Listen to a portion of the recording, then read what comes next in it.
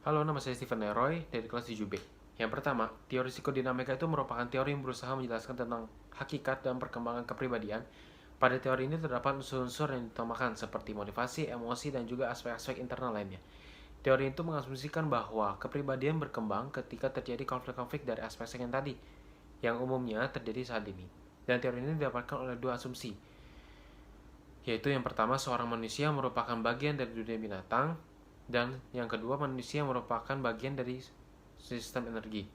Maka dari itu, kunci utama untuk memahami manusia merupakan paradigma psikodinamika, asalkan mengenali semua sumber terjadinya suatu perilaku, baik itu merupakan dorongan disadari maupun yang tidak disadari. Dan pada teori ini terdapat 3 level of mental life.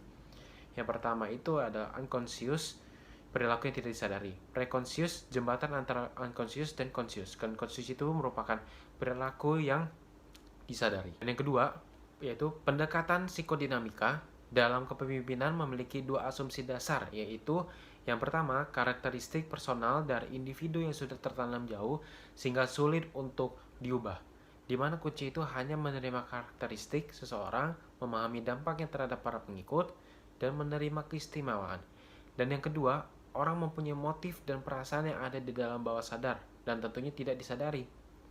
Sebab dari itu, perilaku seseorang itu tidak hanya merupakan hasil dari tindakan dan respon yang berasal dari pengalaman sebelumnya.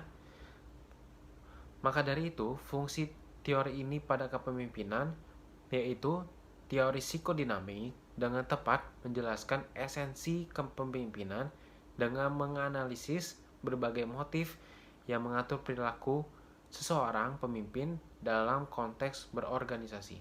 Dan yang ketiga, mempraktekkan teori ini pada kehidupan nyata, misalnya hubungan antara para pemimpin dan pengikut yang dijalin guna untuk memastikan keberhasilan dan kesejahteraan pada suatu organisasi atau kelompok.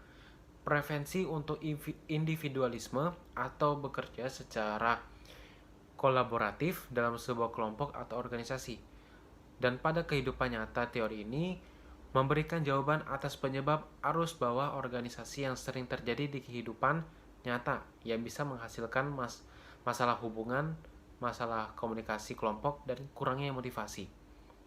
Pendekatan ini mengajarkan bahwa seseorang harus lebih fokus pada wawasan pribadi untuk menyelesaikan akar penyebab masalah dengan menciptakan praktisi yang reflektif dan bertanggung jawab.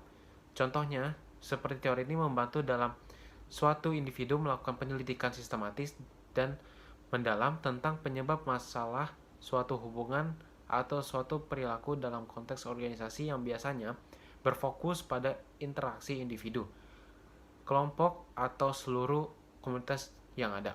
Berbagai metode diangkat atau diadopsi guna untuk menyelidiki penyebab masalah seperti studi kasus dalam kehidupan nyata, seperti pelatihan dan wawancara mendalam guna untuk menganalisis berbagai perspektif perilaku seseorang. Dan contoh lain pada kehidupan sehari-hari misalnya diangkat dari sistem superego, yaitu misalnya kita sambungkan dengan kasus seperti ada seorang ibu yang mengontrol anaknya dengan cara melarang tidak boleh membeli jajan di luar rumah, tetapi apabila superego tadi telah terbentuk di dalam diri anak ibu tadi, maka anak tersebut akan memaksa atau melawan ibu tersebut untuk mengizinkan anak tersebut jajan makanan di luar rumah.